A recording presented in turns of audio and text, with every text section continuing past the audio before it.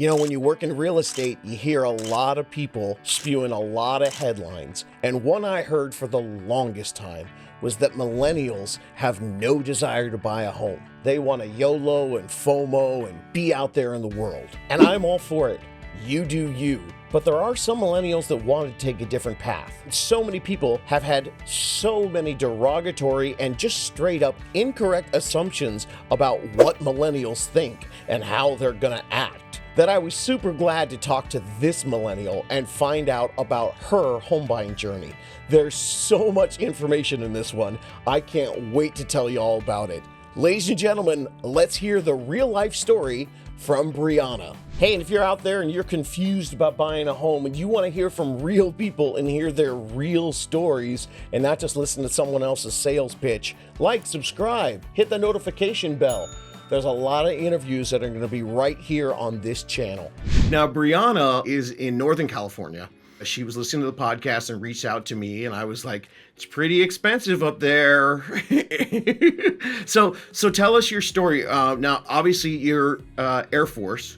So you said you grew up kind of close to there, though. So what was the whole thing behind? Were you someplace else with the Air Force and then came back? I was. So I've been in the Air Force for about 10 years. I was in New Mexico for a while, then Mississippi, and then I spent the last 4.5 years in Germany. So we just moved here from Germany. Wow. Now I'm curious. Everyone wants to know about your house, but I want to know this. Do you have a specific role in the Air Force?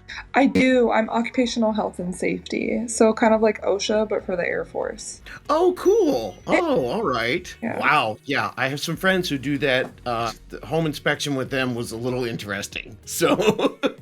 Yes, I was looking out for especially electrical concerns is a huge one for me. Yeah. I know. A lot of checklists online to kind of help you determine the electrical safe features of your house. So that's always a bet. Mm-hmm. Really? Okay, tell us all about it. So you're coming from Germany, and then what was the whole reason behind you deciding to buy a home? Yeah, of course. So we just got an assignment here to Travis Air Force Base in the Fairfield area, and I was very excited because it was close to home, and I hadn't been back home in 10 years. We also just had a son. Our son was about just turned 3 at the time. We got the assignment. Yes, it was really nice. And from Germany and having, a small family, I was thinking it would be nice to buy a house, especially since we're moving, closer to home. And this was about July, so a year ago this month, that we decided to look. And I'm a huge planner. So honestly, the first thing I did was do a Spotify search for real estate podcasts, and you popped up.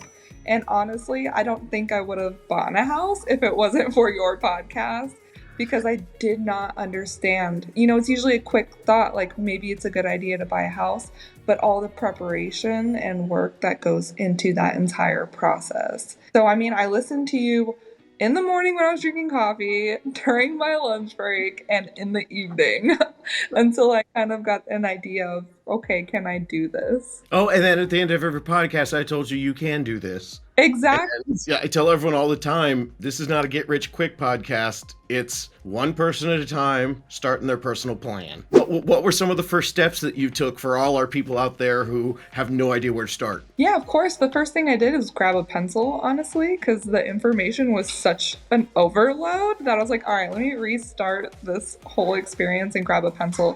So I think I started with, that timeline piece is, yes. Do I have enough time, right? Because we were moving in 6 months. So I'm like, do I have the time to even start this process right now? So I kind of followed your podcast and said, okay, let me start from the end and go backwards. So if I have the approval like 30 days before I want to go into closing, this is where I would be at. And then before that, collecting documents, 2 weeks before that. And I actually ended up right where I was. So it was just enough time, like a 6-month window, to do it, but I had to be very dedicated. So that went into a different checklist. See, but you're okay. I mean, for those of you listening audio, I raised my hands in excitement when she did that. Back calendaring. I'm a huge, huge fan of back calendaring. I think we added a week because we were in Germany to every time frame that was projected, because we knew we would have some hurdles buying a house in the end of 2021 market, and B, having some hurdles with a 9-hour time change. Yeah, those are some fun phone calls when you're dealing with bankers and escrow people who at 5:02 you cannot get a hold of them. Yep, I was up. I had an alarm for midnight every night, and I was up from midnight to 2 a.m. in Germany, calling people, talking, looking at houses, all of that. Oh my God. I was tired. Okay. 8 weeks. Well, all right, you're an expert. I interviewed some people who did, Los Angeles to Portland, and I thought that was far. Tell us, people who are like, I have no idea how I'm going to buy a place living out of state. You are out of country. How did you do it? Oh, yeah. I think the biggest thing was the research portion and kind of getting in the mindset of being a amateur and very low scale realtor, right? Like, what do realtors look at? What do realtors expect from the buyer? And like looking at it from that perspective allowed me to prepare and honestly be like one step ahead of my realtor. So like if she emailed me in the middle of the night for a document, I had already had it, and that made it easier for the both of us, especially during the transition. And just having those pre-phone calls with like the bank and my financial institutions to make sure that like I could wire money in ahead of time, so that when it came time to close, there wasn't issues there too. I think those are the two big areas that helped me succeed while being in a different country. Okay, I'm going to break those up into two for our listeners. This is so exciting for me because if you did it at home and where there wasn't a time gap or there wasn't something like that, I mean, you're going to be even more prepared than you were. One of the things you can do is you can ask your realtor to see a contract before you go look at a house and you like it. Ask him to say, hey, first time you meet, would you give me a contract? And then you just go home and you read it. You don't ask any questions, you just read it because they're going to fill stuff in. Great thing to do to get ahead. Also ask them, especially in the 21 market, before you write an offer, okay, what happens in the 48 hours after I write the offer? On the closing side, I can't say it enough. Be ready with all the money. Be ready for them to check HR. That's something that they do a lot. They'll call your work to make sure you didn't get fired. For you, it's pretty easy. With the military, it's not so tough. But, there's a bunch of stuff that can happen right at the end, and you're so busy figuring out where your moving truck is and all that. What about researching? I love that you were ready. What about researching online? Did you get your finances together first, or did you do the finances and the house shopping at the same time? Oh, no. Finances came first, especially because, I'm married and there's two of us to think about. So that was kind of part of the backtracking, right? So the first thing we did after getting a realtor is find that lender and meet with them immediately and determine the average price and the average closing cost at that exact time to get the closest estimate. Another huge tip that you gave me that I loved was like looking for a local lender instead of like a mass institution. That was a huge save because the local lender was talking to us as much as we wanted to, maybe 4 or 5 times a day, which could have been a lot more difficult with a bigger company. And the fast response allowed us to stay on schedule more often. And he gave us a checklist. And, if you want to apply a loan or if you want to apply together, this is the money that you'll need. So we actually divided that amount. Well, we added $5,000 and then divided that amount for the months that we had leading up to close. And then we saved every possible penny we could. And that is my best advice, honestly, is even if you hit your goal, still save as much possible money. Because it ended up being about $2,000 more than our highest. And if we didn't save that extra $2,000, we would have lost our dream house. So we had just enough money because we canceled all our Europe trips. Like, we wanted this house. We sacrificed as much as we could during that 6-month period, and it really did pay off. Man, oh, so many things. This is amazing. The first thing, the online lenders, this is today, my second interview of the day that I've heard this. Thank you, thank you, thank you. The online lender, the first person you talk to on the phone is going to really make you think they're really exciting. You never talk to that person again. They're just a salesperson. When you deal with your local lender, they're there for you. And the great thing is, sometimes if they're available, they'll text you back at 9 o'clock at night or before they go to bed, which for you was the middle of the day. Yeah. So whatever it was. We also been talking to a lot of people. I've been asking people what happened after they moved in, what was important. You seem like a pretty frugal, planning person, but so this was a dream house and you decided to stretch because you found one that you went, okay, this one we're gonna go for. Actually, that process was really fast. We started looking at houses in October, and 5 weeks in, I still wasn't in love with anything in particular. And I mean, having 20 buyers to a house ended up being very discouraging as well. I had an idea of my dream house, of course. I drew a picture, I wrote down the features, so we were prepared. But I have such high expectations that I wasn't expecting to find that house, especially because it's our first house, right? You talked a little bit in your podcast about, kind of setting some reasonable expectations for your first house. And I was doing that. I had the picture, but, it wasn't gonna be the end goal or the all or nothing. But around the first week of December, when I was we just need to buy a house, this house came up. And if I could stress anything, it would be that it was the dream house. It had everything and more, something that I didn't even think was possible. And it just felt almost like fate. Here's where I have the devil and the angel on my shoulder. I want to make sure that everyone is very understanding. I hear a couple different things after people close. One is, boy, there were expenses I weren't ready for. And the other thing is, I wish I'd stretched and we got the extra bedroom because it's only an extra $300 a month. And it's 4 years later and I got a promotion. And now we have to call David and sell this house, and we could have stayed here another 5 years. I don't want anybody to be house poor, but your story is great. And the reason is, if you are approved for a loan, as long as you're not spending frivolously, the bank looks at you with more scrutiny than you look at yourself. Know that that's okay if you stretch for it. And then, if you have your dream scenario, then you go for it and you stretch for it. Who knows if you're going to find that thing that has everything plus more. And all that frustrating time that you were out there, it was worth it because when you saw that one that was so much extra, it was probably a lot easier to stretch because you realized if you just bought that house when you said, I don't care, buy any house. You're like, wait, this is only a couple $100 more than that? Go, go, go. I definitely agree. That's exactly how I felt. And, you have to ask yourself too, because some people don't want to use that entire pre-approval amount. And I read that a lot, but you have to ask yourself, can you live with a little bit less? Cancel that one extra trip a year. Is your dream house really worth it? And for us, it was. We've traveled the world. We want some place to raise our son that we love. And it was totally worth it to us to just live a little bit less extravagantly because our house to us is the extravagance, right? Having that sanctuary is all you really need. It feels like a vacation every single day that you wake up and come home from work.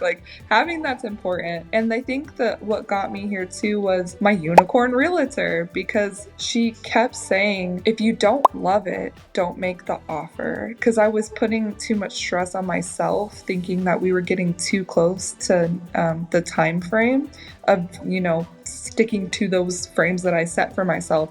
And she said, I always think that the right house will come. I don't know why, but that's how it works. It's always worked that way.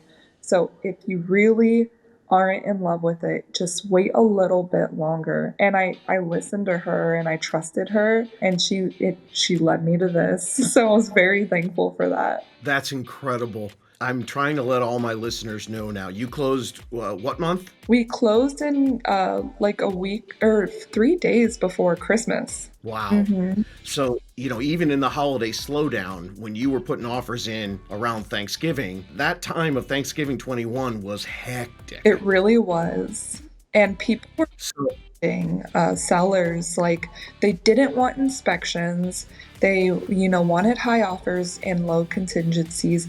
And the most stressful part was they wanted really short escrow periods. They wanted 20 days for this house. And if we didn't do that prep work, we would have not been able to put that in our offer letter that we could do a 20-day closing.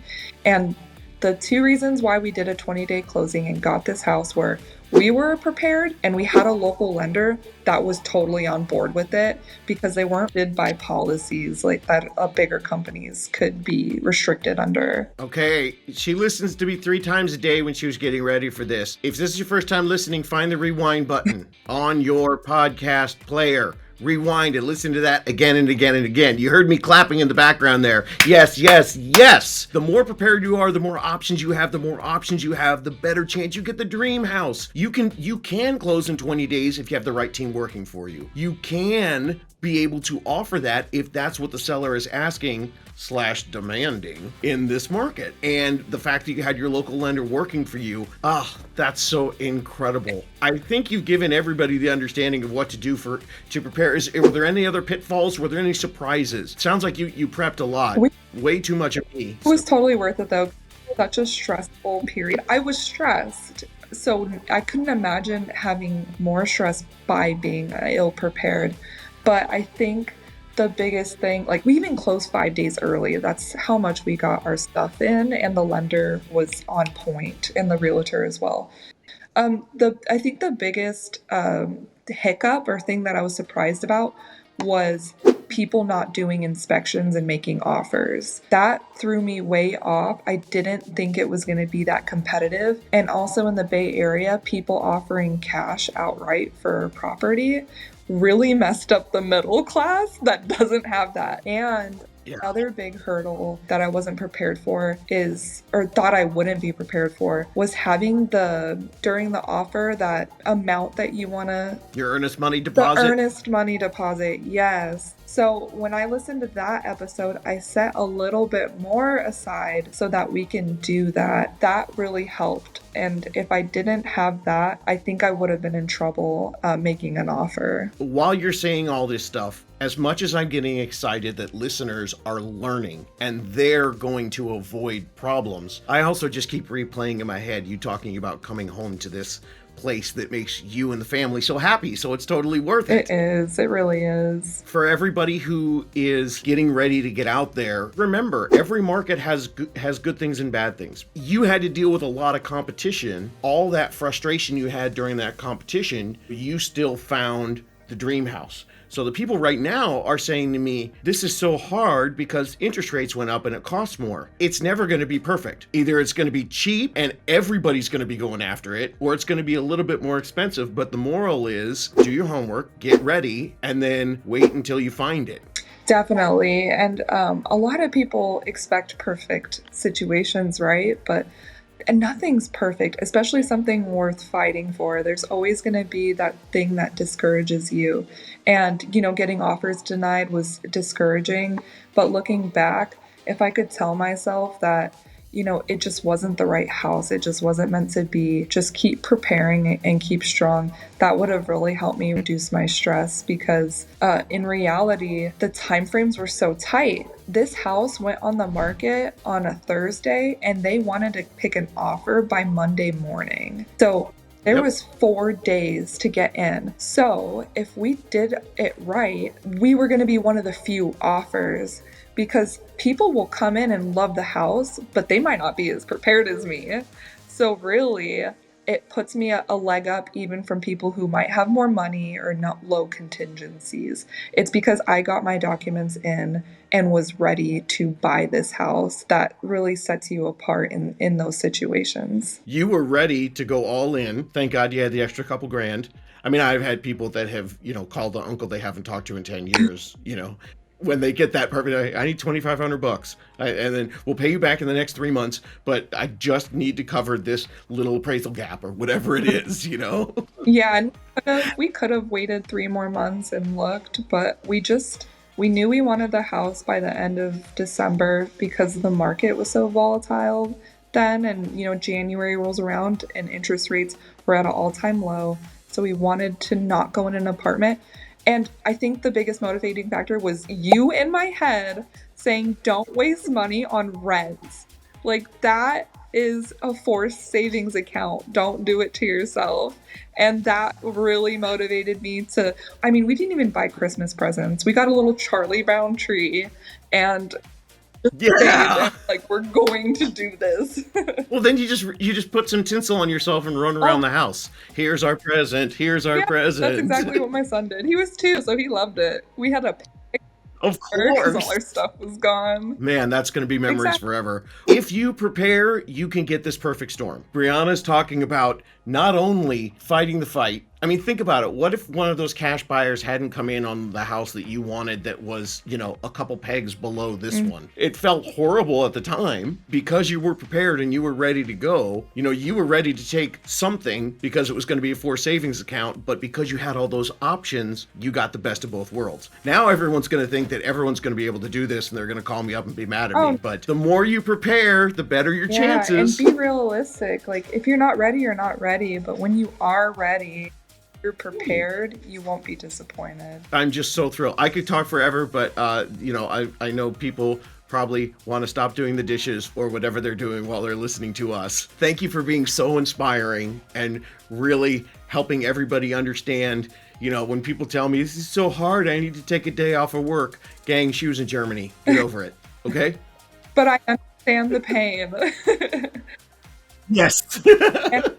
I love it. It's worth it. We already have equity built in the house, and thank you so much for setting us up and taking the time to answer our emails and set us up with our unicorn real estate agent, because really she made a difference. She trusting her and even trusting her with how much we wanted to offer, and just jumping in the pool was everything, and it was just the right amount to establish a little equity. So we definitely don't regret any part of that journey at all. There are all these articles coming out about all these new realtors that got in the game last year. A lot of my unicorn people are people that I have met over the years by going to these conferences all over the country. I meet 400 or 500 people a weekend. I'm only talking to about a dozen. I'm always thinking to myself, gosh, I wish I had somebody moving from my area who was going to move to your town. And then I got the idea for the podcast a few years ago. So it's so exciting because someone like you who deserves it, that I can go, oh my gosh, this person that I never had anybody in my town move to your town. But now because of the podcast, I can say, I know someone awesome there. Yeah, exactly. It's so nice. The networking is so important to help people, and by you having those contacts and networking, your reach is so much further than just, Southern California. So you're really doing a lot to help people and get people to a place in their life where they feel proud of something. Buying a house is such a big step in your life, and feeling that pride of being a homeowner is uncomparable to anything, honestly. Oh, that's fantastic. Oh, warm my heart. Thank you so much.